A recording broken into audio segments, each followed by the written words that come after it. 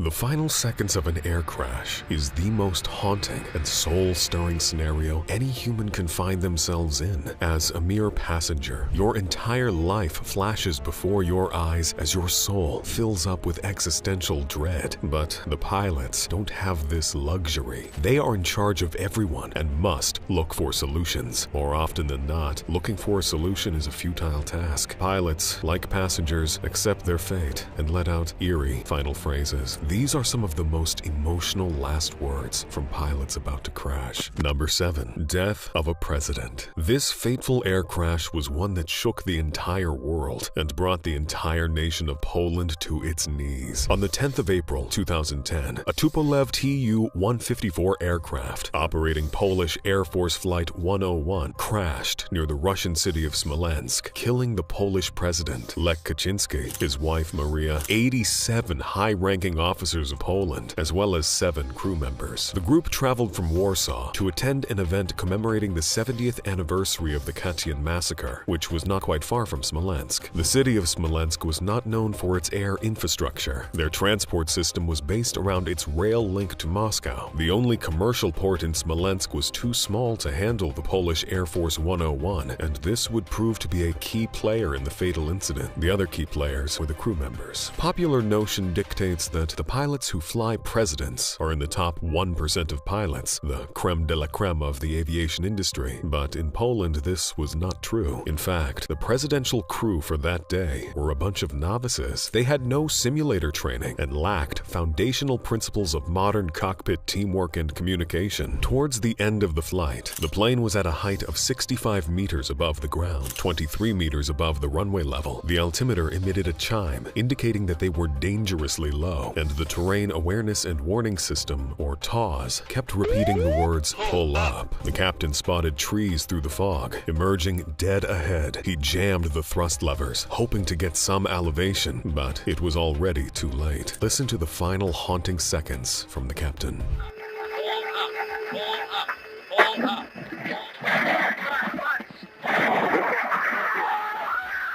As the airframe slams against the trees, the captain lets out his last harrowing cry, a cry of abject horror that can only be made in the sight of death. Polish Air Force 101 plowed into the Smolensk forest, never to rise again. Number 6. Californian collision. On the 25th of September 1978, hundreds of citizens of California watched in shock as a Pacific Southwest Airlines Boeing 727 had a ghastly mid-air collision with a Cessna 172 over the bright, sunny skies of San Diego. To date, the PSA Flight 182 accident remains the worst aviation accident resulting in the loss of life in the history of the state of California. The Pacific Southwest Airlines PSA Flight 182 was a programmed flight operating from Sacramento to Los Angeles International Airport and beyond to San Diego Airport in California. Meanwhile, a Cessna 172 aircraft was operating a training flight out of San Diego's Montgomery Field to conduct a routine training flight with a student and instructor on board. About 30 minutes before takeoff, both planes had conflicting flight paths. The approach controller warned the Cessna that they had traffic at 6 o'clock, referring to PSA Flight 182. The controller also informed the Cessna that the PSA jet had the Cessna in sight, but this couldn't be any further from the truth. Unsure of the Cessna's position, the captain of Flight 182 suggested to the local controller that they were going to extend their downwind leg, which in aviation lingo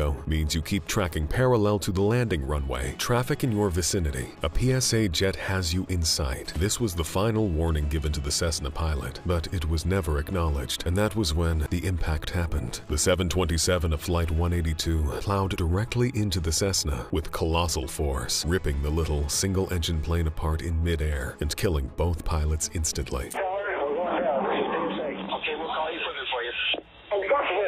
The captain still went on to utter the following words, plunging to his demise. "Brace yourself. Hey baby, Ma, I love you." Even in all the chaos, the pilot still found clarity in what meant the most to him, his mother. Number 5. Chatty co-pilots. On the 31st of August, 1988, the pilots of Delta Airlines Flight 1141 were jokingly discussing about if they should leave something funny on the cockpit voice recording in case they crashed. Little did they know, the universe would grant them their wish. Flight 1141 was a regularly scheduled passenger flight from Jackson Municipal Airport in Jackson, Mississippi to Salt Lake Lake City International Airport in Salt Lake City, Utah. On this fateful August morning, both pilots of the Flight 1141 were in a bit of a chatty mood. So chatty that they inevitably broke one of the most sacred rules of aviation, the sterile cockpit rule. This rule states that non-pertinent conversation must end as soon as the engines are started and must not resume until an altitude of 10,000 feet is attained. Now, in 1988, the sterile cockpit rule was still relatively fresh and was difficult to enforce for many captains who had been flying since before it was introduced. So, as it turned out, both captains continued to make random small talk throughout the engine start checklist. Out of the blue, the controller unexpectedly cleared them to taxi to the runway and prepare for takeoff while bypassing the 3 planes ahead of them in line. This led to a scramble of the engine start checklist and eventually set them off for a disastrous takeoff. As Delta Flight 1141 approached the head of the runway, the captain briskly read off each item on the checklist, and the co-captain fired back immediately with the appropriate response, without actually checking each of the settings. A key error which was made was not retracting the wing flaps, which would make it difficult for the airplane to get adequate lift as the plane was about to take off. Turbulent air disrupted the airflow into the engines, and the engines emitted a chain of blazing bangs that rocked the entire plane. This is the live recording of the pilot's final moments. Tower set.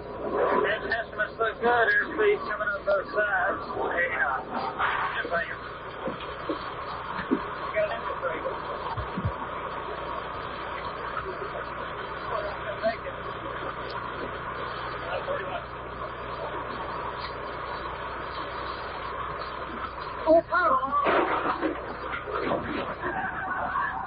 Number 4. Blizaster. Air Florida Flight 90 was a scheduled domestic passenger flight from Washington National Airport to Fort Lauderdale Hollywood International Airport. But on the 13th of January 1982, the aircraft plunged from the snowy Washington sky and descended into the frozen Potomac River. The cause of this accident was deemed to be pilot error, stemming from the fact that both pilots had minimal experience flying in snowy, cold weather. Both pilots had learned to fly in the southern United States, which is not particularly known for its snow. The pilots failed to switch on the engine's internal ice protection systems, known as anti-ice, a system which must be turned on when operating in winter conditions. Having trained in Florida, both pilots seem to have become used to replying off to the engine anti-ice checklist item. They casually ignored it without a second thought, and in the process set up a volatile chain reaction towards catastrophe. Other notable mishaps from the captain and the first officer include trying to use the reverse thrust in a snowstorm prior to takeoff, attempting to use the jet exhaust of a plane in front of them to melt their ice, and failing to abandon the takeoff even after taking note of a power problem while taxiing. Although Air Florida Flight 90 managed to become airborne for 30 whole seconds, it attained a maximum altitude of just 352 feet before it began to lose altitude. At 4:01 p.m., it crashed into the 14th Street Bridge across the Potomac River, hit 6 cars and a truck, and then plunged into the freezing Potomac River. The final, soul-stirring seconds of the fateful flight can be heard.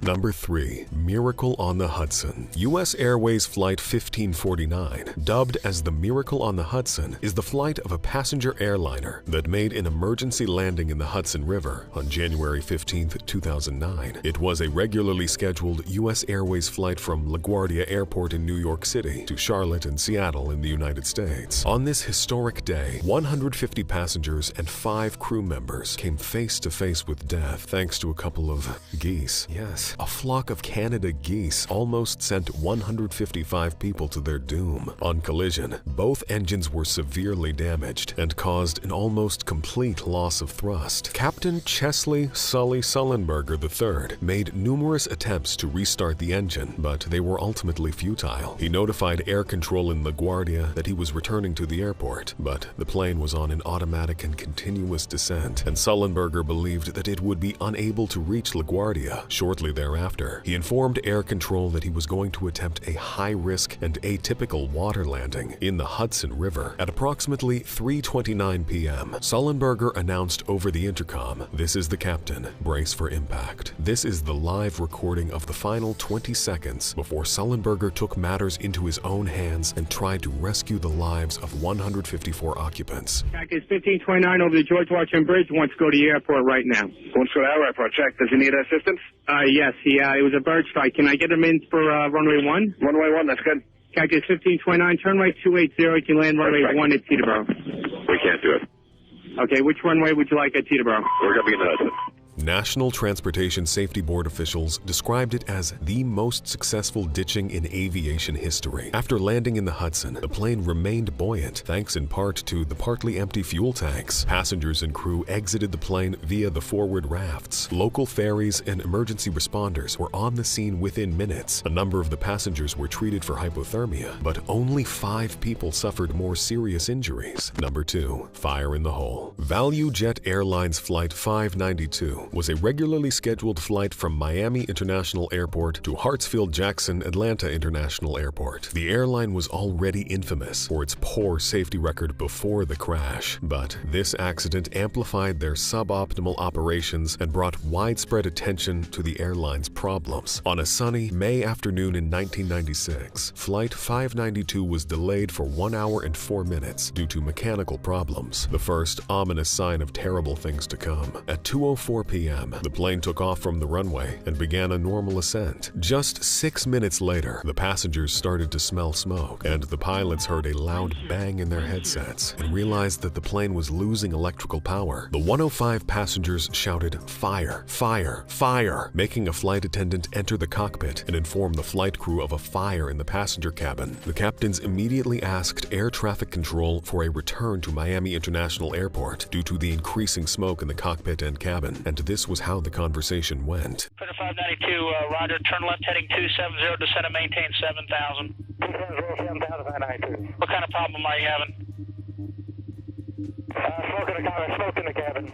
The aircraft disappeared from the radar just 9 minutes after takeoff and crashed 18 miles northwest of Miami Airport in a remote part of the Everglades. The in-flight fire was caused by activation of one or more oxygen generators in the forward cargo hold. The generators were outdated, poorly labeled, lacked safety caps, and were banned from being transported on a passenger flight. All 110 aboard died. Number 1. 2400. This Tiger Line tragedy is easily the most avoidable disaster on the list. One alphabet, literally one alphabet, was all it took to kill this crew of 4 on this international cargo flight. Flying Tiger Line Flight 66 was a scheduled international cargo flight from Singapore Changi Airport to Hong Kong's Kai Tak Airport via a stopover at Kuala Lumpur International Airport, Malaysia. The aircraft was assigned a non-directional beacon, a radio beacon which does not include inherent directional information. This was the first element of confusion.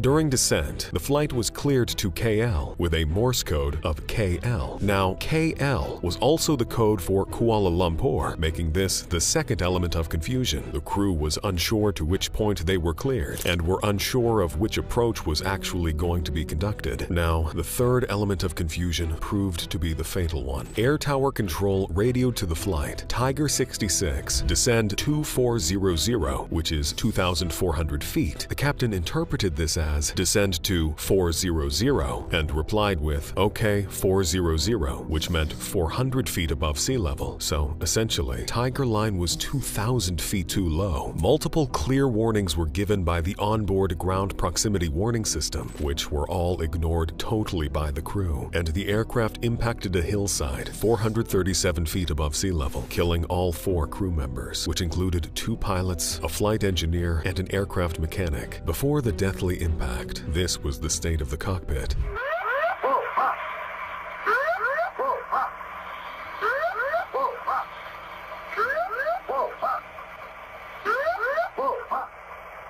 I've got 100 feet on the shit.